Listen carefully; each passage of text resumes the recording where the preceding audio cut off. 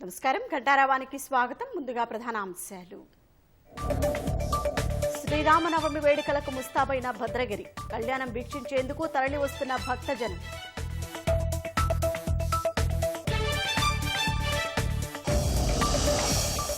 కాంగ్రెస్ ప్రభుత్వం ఏడాది కూడా ఉండేటట్లు లేదన్న కేసీఆర్.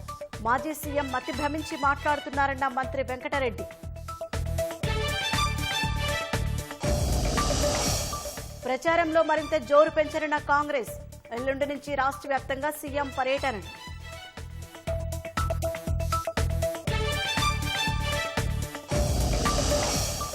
తమిళనాట ఎన్నికల్లో ఆసక్తికరంగా ముక్కోణపు పోటీ.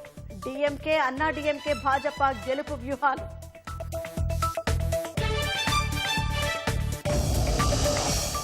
మాజీ ఎమ్మెల్యే షకీల్ కుమారుడి చుట్టూ బిగుస్తున్న ఉచ్చు.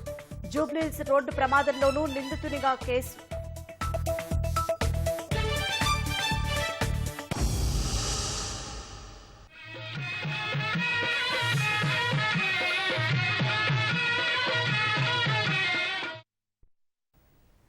శ్రీ సీతారామ కళ్యాణ వేడుకకు భద్రగిరి ముస్తాబైంది. 10:30 గంటలకు ప్రారంభమయ్యే కళ్యాణాన్ని వీక్షించేందుకు దాదాపు 50,000 మంది భక్తులు మిథిలా మైదానంలో ఏర్పాటు చేసిన మండపానికి చేరుకున్నారు. ఇక ఏర్పాట్లపై మా ప్రతినిధి లింగయ్య ప్రత్యక్ష ప్రసారం ద్వారా అందిస్తారు.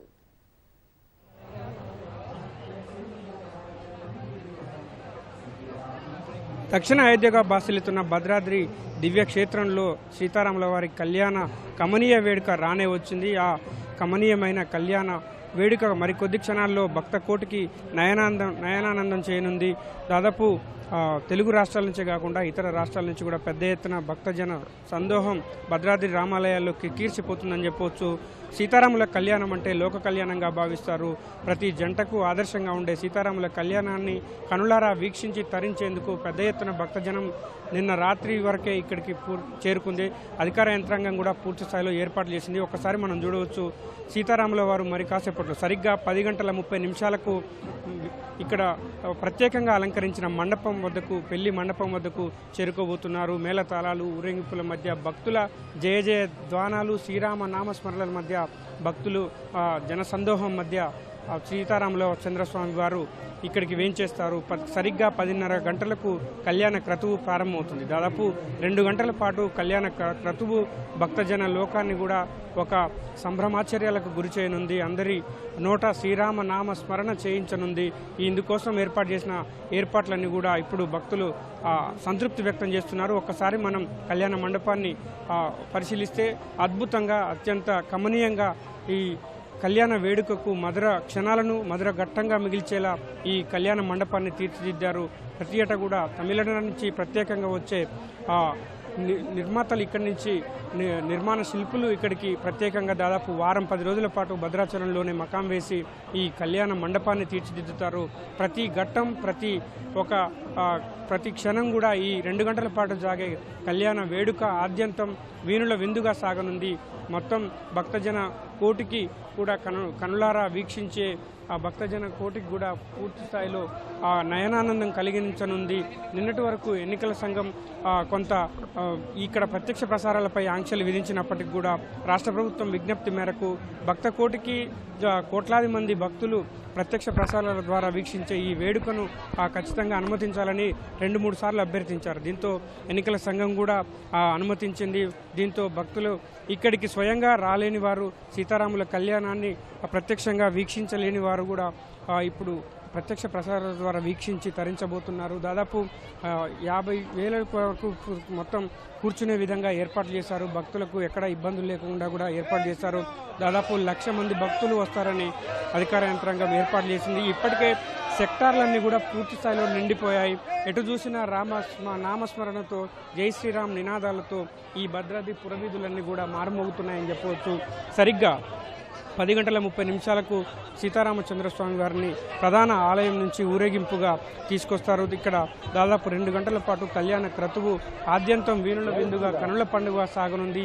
ఈ కమనీయమైన వేడుక భక్తజన కోటికి మరో సంవత్సరం, ఏడాదికి ఒకసారి జరిగే ఈ కళ్యాణ కమనీయమైన వేడుక మరో ఏడాది పాటు భక్తులకు గుండెల్లో నింపుకొని శ్రీరామ నామస్మరణను గుండెల్లో నింపుకొని వెళ్ళే మహద్భాగ్యం కల్పించే విధంగా ఈ కళ్యాణ క్రతువు సాగనుంది.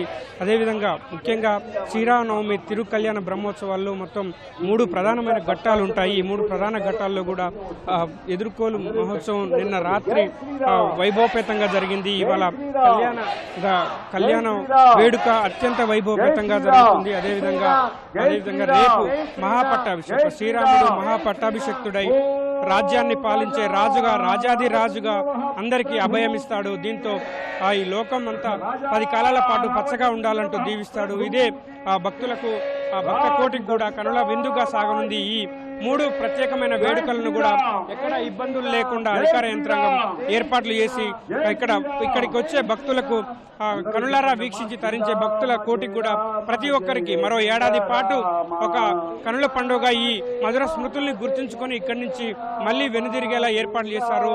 సరిగ్గా 10:30 గంటల నుంచి కళ్యాణ క్రతువు ప్రారంభమవుతుంది. 12:30 అభిజిత్ లగ్నంలో శ్రీరామచంద్ర స్వామి వారు సీతమ్మను వివాహం ఆడే మహద్భాగ్యం కోసం మాత్రం భక్త కోటి ఎంతో ఆసక్తిగా ఎదురుచూస్తున్న పరిస్థితులున్నాయి. ఇది ఇక్కడ తాజా పరిస్థితి. Over to studio.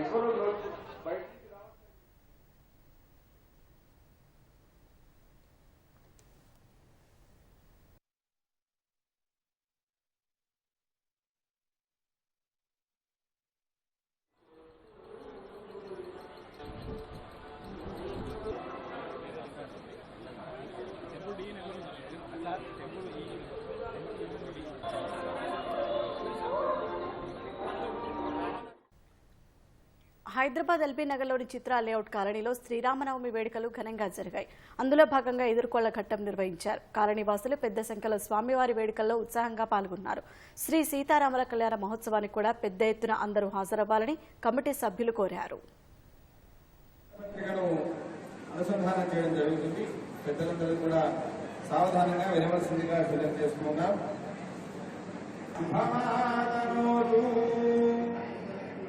స్వస్తి శ్రీ చంద్రమానేన మధ్యాహ్న కాలంలో అభిజిత్ లగ్నంలో జరగబోయేటటువంటి కళ్యాణ మహోత్సవానికి అందరూ కూడా ముఖ్యంగా పెళ్లి పీటల మీద కూర్చునేటటువంటి దంపతులు, ఉభయదాతలు సంప్రదాయ దుస్తులలో వచ్చి తదుపరి జరిగేటటువంటి అన్నదాన కార్యక్రమంలో కూడా పాల్గొని ఉదయం రాష్ట్రంలో కాంగ్రెస్ ప్రభుత్వం ఏడాదైనా ఉండేలా కనిపించడం లేదని భారాస అధినేత మాజీ సీఎం కేసీఆర్ అన్నారు. ముఖ్యమంత్రి రేవంత్ రెడ్డి భయం, ఎన్నికలపై సర్వేలు చూస్తుంటే రాష్ట్రంలో 2 ఎంపీ సీట్లు కూడా కాంగ్రెస్ కు వచ్చే పరిస్థితి లేదని జోస్యం చెప్పారు. ఇచ్చిన హామీలు అమలు చేయలేని కాంగ్రెస్ కు బుద్ధి చెప్పాలన్న ఆయన భాజపా అక్కరకు రాని చుట్టమని విమర్శించారు. సార్వత్రిక ఎన్నికల ప్రచారంలో భాగంగా సంగారెడ్డి జిల్లా సుల్తాన్పూర్లో జరిగిన భారస ప్రజా ఆశీర్వాద సభకు భారస అధినేత కేసీఆర్ హాజరయ్యారు. కాంగ్రెస్ భాజపాలపై తీవ్ర స్థాయిలో విమర్శలు గుప్పించారు. హైదరాబాద్లో భారస హయాంలో భారీ అంబేద్కర్ విగ్రహం ఏర్పాటు చేస్తే ఆయన జయంతి వేళ ప్రస్తుత పాలకులు కనీసం అక్కడ పుష్పాంజలి ఘటించలేదని మండిపడ్డారు. తాను నిర్మించాననే అంబేద్కర్ విగ్రహం వద్దకు కాంగ్రెస్ నేతలు వెళ్లలేదని ఆరోపించిన కేసీఆర్ భారాస హయాంలో నిర్మించిన సచివాలయంలో ఎలా కూర్చుంటున్నారని ప్రశ్నించారు. రాజకీయాలలో అప్పుడప్పుడు గమ్మత్తుగా గుడ్డి లక్ష్మి వచ్చినట్టు కొంతమంది లిల్లీ పుట్టుగాళ్ళకు కూడా అధికారం వస్తుంది. తెలంగాణ ప్రజల ఆకాంక్షలు, ఆశలు, హక్కులు నెరవేరాలంటే ఖచ్చితంగా పీఆర్ఎస్ బిడ్డలు పార్లమెంట్ లో ఉంటేనే మన హక్కులు, అధికారాలు నెరవేర్తే నేను మీకు మనవి చేస్తా ఉన్నా. 125 ఫీట్ల ఎత్తున ఉండేటువంటి అంబేద్కర్ విగ్రహాన్ని మనం హైదరాబాద్ లో కట్టుకున్నాం. విగ్రహం పెట్టిన తర్వాత జరిగిన తొలి జయంతి ఈ లిల్లీ పుట్టుగాళ్ళ ప్రభుత్వం ఏం చేసింది? అక్కడికి గవర్నమెంట్ పోలే.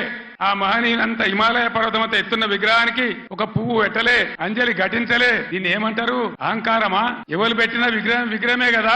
రాష్ట్ర సెక్రటేరియట్ కూడా, సచివాలయానికి కూడా అంబేద్కర్ మహనీయుని పేరే పెట్టుకున్నాం. విగ్రహం కాడికి పోలే. మరి ఆ సెక్రటేరియట్ ఎందుకు కూర్చుంటున్నారు? సిగ్గు లేకుండా కూర్చుంటున్నారా? అది కూడా అంబేద్కర్ పేరు మీదనే ఉన్నది కదా. యాదగిరి గుట్ట కూడా బీఆర్ఎస్ గవర్నమెంటే కట్టింది. మరి ఆడికి పోయి ఎందుకు మొక్కుతున్నారు?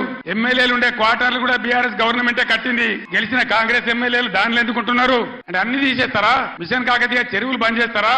ఏమేం బంద్ చేస్తారు? ఈ లిల్లీ పుట్టుగాలని నేను ఎందుకన్నా అంటే దీనికే అన్నా. అంబేద్కర్ గారిని అవమానిస్తే మనం మౌనం పాటించుదామా? దళిత బంధు పెడితే నోరు మూసుకొని పడిందామా? ఇవాళ వాళ్ళకి సురుకు పెట్టాలి. ఇదే పార్లమెంట్ ఎన్నికల్లో బిడ్డ మీరు మోసం చేస్తే గుద్దిత కింద పడకూడదామనే జవాబు మీరు చెప్పాలని చెప్పి నేను మిమ్మల్ని కోరుతా ఉన్నా. రాష్ట్రంలో కాంగ్రెస్ ప్రభుత్వం ఏడాదైనా ఉండేలా కనిపించడం లేదని కేసీఆర్ వ్యాఖ్యానించారు. ముఖ్యమంత్రి ఎప్పుడైనా భాజపాలో చేరొచ్చన్న ఆయన కాంగ్రెస్ కు రాష్ట్రంలో 2 సీట్లైనా వచ్చే పరిస్థితి లేదన్నారు. వాస్తవంగా వాళ్ళు గెలిచినరు, మాకేం ఓర్వలేనితనం లేదు. వాళ్ళు కూడా ఉండాలి, 5 ఏళ్లు పనిచేయాలి. అప్పుడే నల్లదేందో తెల్లదేందో తెలుస్తుంది. కానీ ముఖ్యమంత్రి మాట్లాడే మాటలు చూస్తే, సభలలోనే వణుకుడు చూస్తే తిరగబడ్డ జనం తెలంగాణలో. సర్వే రిపోర్ట్లు వస్తున్నాయి కాంగ్రెస్ కు 2 సీట్ల కన్నా ఎక్కువ రావు అని. అందుకే ముఖ్యమంత్రి నిన్న నారాయణపేట సభలో ఆయన భయం, ఆయన కంపం చూస్తే ఈ గవర్నమెంట్ ఏడాది కూడా ఉంటట్లేదని మనం చేస్తా ఉన్నా. ఎవడు ఎప్పుడు పోయి బీజేపీలోకి వెళ్తాడో, ముఖ్యమంత్రి జంపు కొడతాడో, ఏమైతుందో, ముఖ్యమంత్రి ఈడో మాట మాట్లాడతాడు, ఢిల్లీకి పోయి బీజేపీ కోటేమని టీవీలో చెప్తాడు. అంటే ఏం జరుగుతుంది? ఎవడు బీ టీము, ఎవరు కలిసిపోయినరు ఒకసారి ఆలోచన చేయాలి. ఇక బీజేపీ పార్టీ ఏమన్నా ఏకైనా పనిచేసిందా మన రాష్ట్రానికి? పెద్దలు చెప్పారు, అక్కెరకు రాని చుట్టము, మొక్కిన మరం ఇయ్యని వేల్పు, మోరమున దానెక్కిన బారని గుర్రము, గ్రక్కున విడవంగా వలవి కదరా సుమతన్న. బీజేపీ అక్కడికి రాని చుట్టం. బీజేపీ కోటేసినా మన మంజీరా నదిలో వాడిసిన గంతే, అది ఎందుకు పనికిరాదని మనం చేస్తా ఉన్నాం. 9 ఏళ్లు నడిచిన కరెంట్, 6 ఏళ్లు నడిచిన నీళ్లను సర్కారు ఎందుకు ఇవ్వలేకపోతుందని కేసీఆర్ విమర్శించారు. రుణమాఫీ, వరికి బోనస్ కోసం రైతులంతా పోస్ట్ కార్డు ఉద్యమం చేయాలని పిలుపునిచ్చారు. 9 ఏళ్ల కన్నురేప కొట్టినంత సేపైనా కరెంటు పోయిందా? ఇవాళ పోతుందా? మరి ఇట్లే పోవన్నా? ఉండాలి కదా. ఉండాలంటే పార్లమెంట్ ఎలక్షన్ లో బీఆర్ఎస్ గెలవాలి. కేసీఆర్ 1,00,000 రుణమాఫీ చేసిండు కదా, ఇక ఉరికి 2 లక్షలు తెచ్చుకొని డిసెంబర్ 9 నాడే మాఫీ చేస్తాం. ఒక్క మాట అన్న ఖాయం ఉన్నదా? మరి ఏం జరగాలి ఇప్పుడు? ఈ రాష్ట్రం ఇట్లే పోవన్నా? డిసెంబర్ 9 పోయింది, మళ్ళా ఆగస్టు 15 చేస్తామంటారు. అసలు వీళ్ళు చేస్తారా? వీళ్ళు నమ్మచ్చునా? రైతు బందే ఏలటికి పూర్తి మందికి రాలే. 500 బోనస్ ఇస్తామన్నారు. బోనస్ బోగసేనా? బోనస్ వసూలు చేయన్నా? ఈ ప్రభుత్వాన్ని మెడలు వంచాలంటే మేము కొట్టి వంచాం, మీ ఓటు ద్వారానే వంచాలి. నేను యావత్తు తెలంగాణ రైతాంగానికి పిలిపిస్తా ఉన్నా, 2 లక్షల రుణమాఫీ వెంటనే చేయాలని, ఎండిపోయిన పంటలకు 25,000 నష్టపరిహారం ఇవ్వాలని, ఎకరానికి బోనస్ ఖచ్చితంగా ఇవ్వాలని, వడ్లు వెంటనే కొనుగోలు చేయాలని, రాష్ట్ర వ్యాప్తంగా రైతాంగం పోస్ట్ కార్డు ఉద్యమం మొదలు పెట్టాలని కూడా కోరుతా ఉన్నా. బోనస్ పేరు మీద మీరు తప్పించుకోలేరు. దానికి ఎలక్షన్ కమిషన్ అడ్డం రాదు. మేము కూడా మీద కంప్లైంట్ ఇయ్యము. ఏ రైతుకు ఎంత బాకీ ఉంటారో అంత బోనస్ చిట్టీలు కూడా ఇలా రాసి ఇవ్వండి. మీకు అంత కాదంటే ఎలక్షన్ తెల్లారి ఇవ్వండి. 9 ఏళ్లు నడిచిన కరెంటు ఇయ్యలేదు, 6 ఏళ్లు నడిచిన నల్ల నీళ్లు ఇయ్యలేదు. ఎన్ని మాటలు మాట్లాడిను. కళ్యాణ లక్ష్మి 1,00,000 రూపాయలు కాదు, తులం బంగారం ఇస్తాం. ఇచ్చిన రాయనన్న ఒకింటికన్నా. రాష్ట్రంలో పోలీసులు దౌర్జన్యం మానుకోవాలని కేసీఆర్ అన్నారు. అధికారులను గమనిస్తున్నామన్న కేసీఆర్ మళ్లీ తమ భారస ప్రభుత్వం అధికారంలోకి వచ్చాక అందరి లెక్కలు తేలుస్తామని హెచ్చరించారు. నేను పోలీసు మిత్రులకు మనవి చేస్తా ఉన్నా, మీ డ్యూటీ మీరు చేయండి. 10 ఏళ్లు మేము కూడా గవర్నమెంట్ ఉన్నాం. అమాయకులను బెదిరియడం, కొట్టడం, బీఆర్ఎస్ ఫ్లెక్సీలు బికేయడం, ఇదా మీ పోలీస్ డ్యూటీ? ఇలా మేము కూడా లెక్క పెడతా ఉన్నాం. ఇప్పటికైనా మీ అరాచకాలు బంద్ చేయండి, జాగ్రత్త. లేకపోతే మళ్ళా గ్యారంటీగా బీఆర్ఎస్ అధికారానికి వస్తుంది. అప్పుడు మీ గతి ఏమైతే ఆలోచన చేసుకోవాలి. 10 ఏళ్లు మేము ఉన్నామే, 10 ఏళ్లు నేను ముఖ్యమంత్రిగా ఉన్నానే, ఒక్క రోజన్నా మేము దౌర్జన్యం చేసినామా? మరి ఎందుకు మీడియాలో మితిమీరిన పనులు చేస్తా ఉన్నారు పోలీసులు? మేమన్ని రికార్డు చేస్తా ఉన్నాం. తెలంగాణ హక్కుల కోసం, రైతుల మేలు కోసం పోరాడే గులాబీ జెండాను సార్వత్రిక ఎన్నికల్లో రాష్ట్రంలో రెపరెపలాడించాలని కేసీఆర్ విజ్ఞప్తి చేశారు.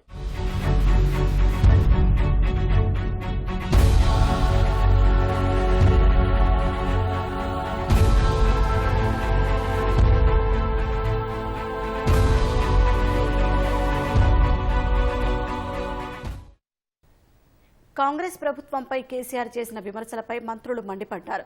పూర్తి ఆధిక్యంతో ఉన్న ప్రభుత్వాన్ని నడిపిస్తున్న రేవంత్ రెడ్డికి భాజపాలోకి వెళ్లాల్సిన అవసరం ఏముందని మంత్రి కోమటిరెడ్డి వెంకటరెడ్డి ప్రశ్నించారు. ఖజానాను దివాలా తీయించాం కాబట్టి ప్రభుత్వం కూలిపోతుందని భావించిన కొందరి కుట్రల్ని పటాపంచలు చేశామని మంత్రి తుమ్మల స్పష్టం చేశారు. సంగారెడ్డి జిల్లా బహిరంగ సభలో భారస అధినేత కేసీఆర్ రాష్ట్ర ప్రభుత్వంపై చేసిన విమర్శల్ని మంత్రులు తిప్పికొట్టారు. నల్గొండ జిల్లా మిర్యాలగూడలో జరిగిన కాంగ్రెస్ పార్టీ పార్లమెంటు ఎన్నికల సన్నాహక సమావేశంలో పాల్గొన్న మంత్రులు కోమటిరెడ్డి వెంకటరెడ్డి, ఉత్తమ్ కుమార్ రెడ్డి కేసీఆర్పై మండిపడ్డారు.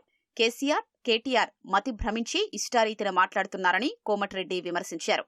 మరోసారి కేంద్రంలో భాజపా అధికారంలోకొస్తే ప్రజలు స్వేచ్ఛగా తిరిగే పరిస్థితి కూడా ఉండదని ఉత్తమ్ కుమార్ రెడ్డి ఆరోపించారు.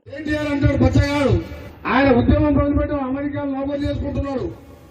రేవంత్ రెడ్డి అంట ఎన్నికల బీజేపీలోకి పోతున్నాడంట. అసలు ఏమైనా బుద్ధి ఉందా పిల్లగానికి? ఆ పిల్లగాడు ఏమైనా చదువుకుండా? కాంగ్రెస్ ముఖ్యమంత్రి మంచి మెజార్టీ ఉన్నది, వద్దంటే కాంగ్రెస్ ఎమ్మెల్యేలు మేము గేట్లు తెరవకముందే గేట్లు పలగొట్టుకుని కాంగ్రెస్ లోకి వస్తున్నారు. ఆయన బీజేపీలోకి పోతున్నాను. సరే ఆయన అంటే పిల్లగాడు బుద్ధి లేదు అనుకున్నాం.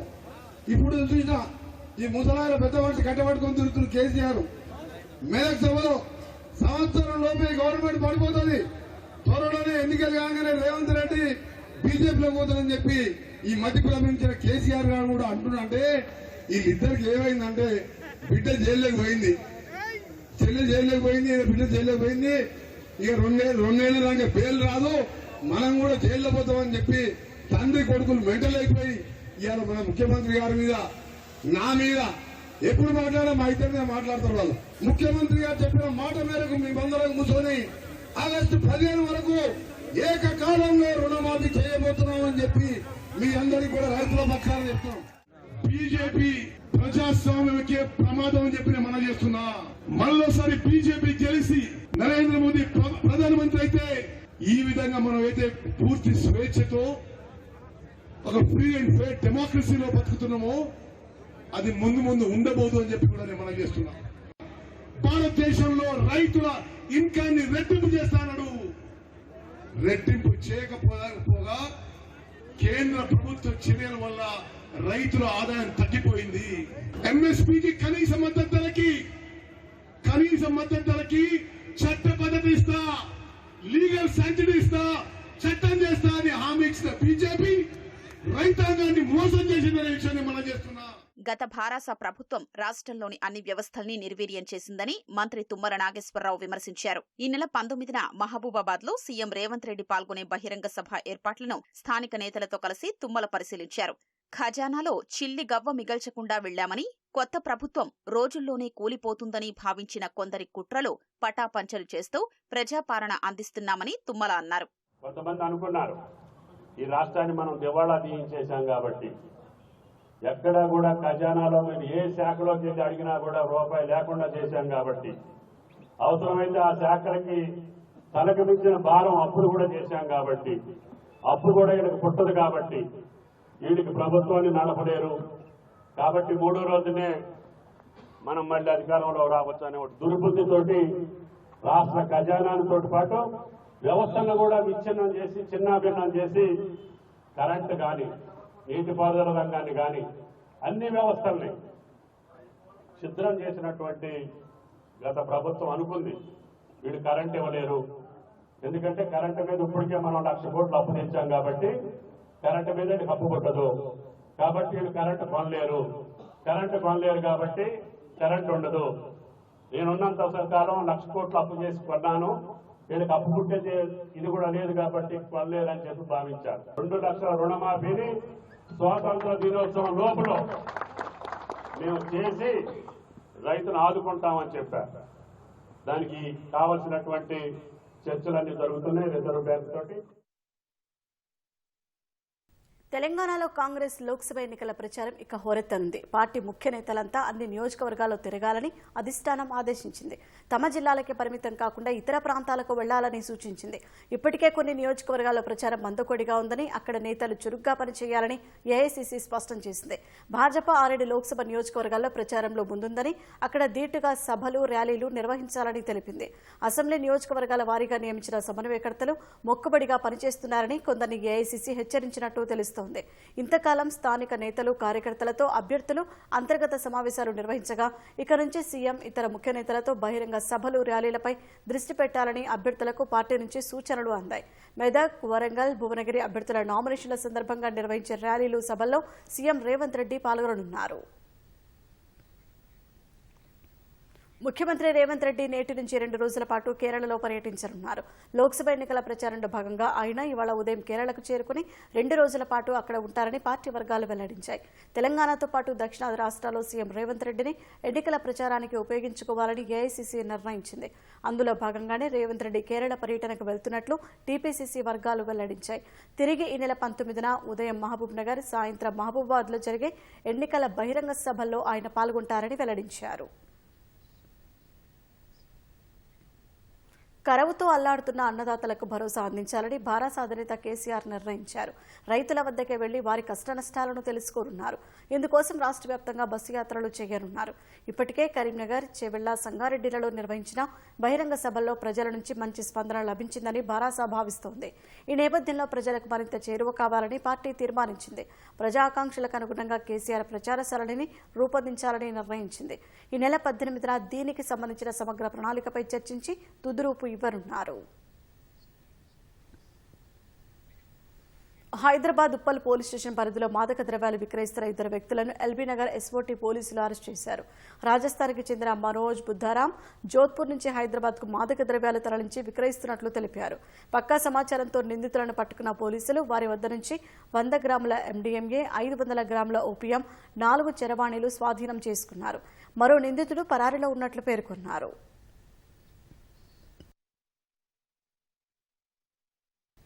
బోధన్ మాజీ ఎమ్మెల్యే షకీల్ కుమారుడు రాహిల్పై మరో రోడ్డు ప్రమాదం కేసు నమోదైంది.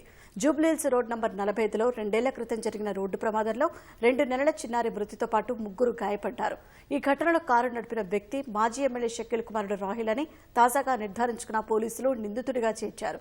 అప్పట్లో నమోదైన కేసులో సెక్షన్లను మార్చి 304(2) కింద కేసు నమోదు చేసి తిరిగి దర్యాప్తు ప్రారంభించారు. బోధన్ మాజీ ఎమ్మెల్యే షకీల్ కుమారుడి నేరాల చిట్టా ఒక్కొక్కటిగా బయటపడుతోంది. ఇటీవల ప్రజాభవన్ ముందు జరిగిన రోడ్డు ప్రమాదంలో రాహిల్ తన స్థానంలో వేరొకరిని పోలీసుల ముందు ప్రవేశపెట్టే ప్రయత్నం చేయడం, విషయం బయటకు రావడంతో దుబాయ్ పరారవ్వడం, తదనంతరం పోలీసుల ముందు లొంగిపోయిన విషయం తెలిసిందే. ఈ క్రమంలోనే 2022లో నమోదైన రోడ్డు ప్రమాదం కేసును రీఓపెన్ చేసి బాధితుల్ని విచారించగా రాహిల్ పాత్ర మరోమారు బయటపడింది. మహారాష్ట్రకు చెందిన 3 జూబ్లీహిల్స్ చెక్పోస్టు దగ్గర ఫుట్పాత్ పై నివసిస్తూ బెలూన్లు, స్ట్రాబెర్రీ విక్రయించేవారు. 2022 ఫిబ్రవరి 17 రాత్రి 8 గంటల ప్రాంతంలో రోడ్డు నెంబర్ 45 దగ్గర వారు డివైడర్ దాటుతుండగా కేబుల్ బ్రిడ్జ్ మీదుగా వచ్చిన థార్ వాహనం వారిని ఢీకొట్టింది. ఈ ఘటనలో 3 గాయపడగా ఓ చిన్నారి మృతి చెందాడు. కారులోని 3 యువకులు అక్కడ్నుంచి పరారయ్యారు. ఘటనకు కారణమైన థార్ వాహనంపై అప్పటి బోధన్ ఎమ్మెల్యే షకీల్ పేరుతో ఎమ్మెల్యే స్టిక్కర్ ఉండడం చర్చనీయాంశంగా మారింది. దర్యాప్తు జరిగే సమయంలోనే కారు నడిపింది తానేనంటూ ఆఫ్రాన్ అనే యువకుడు పోలీసుల ముందు లొంగిపోయాడు. ప్రమాదంపై జూబ్లీహిల్స్ పోలీసులు 304A, 337 సెక్షన్ల కింద కేసు నమోదు చేశారు.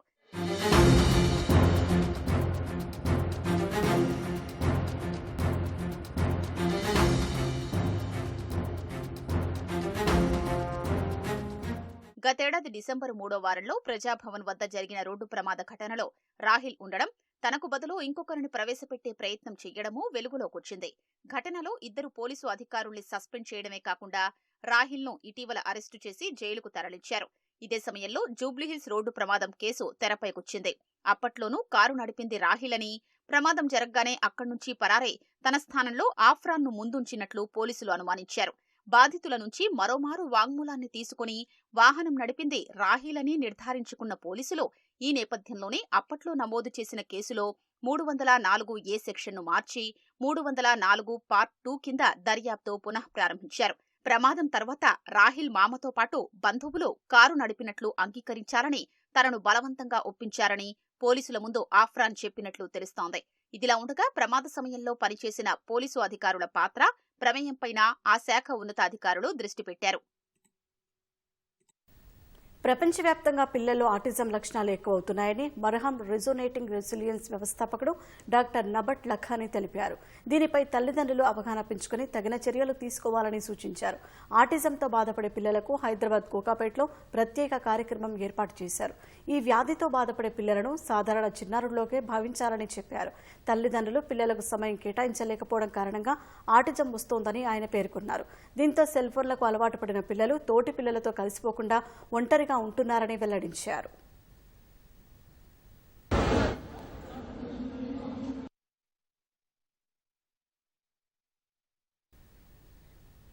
యూకేలోని బర్మింగ్హామ్లో శ్రీ క్రోధి నామ సంవత్సర ఉగాది ఉత్సవాలు ఘనంగా జరిగాయి.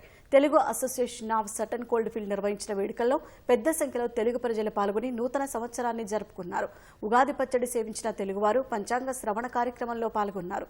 చిన్నారులు, పెద్దలు సాంస్కృతిక కార్యక్రమాల్లో ఉత్సాహంగా గడిపారు. ఉస్తాద్ జోహర్ అలీఖాన్ వయోలిన్ కచేరీ ప్రత్యేక ఆకర్షణగా నిలిచింది.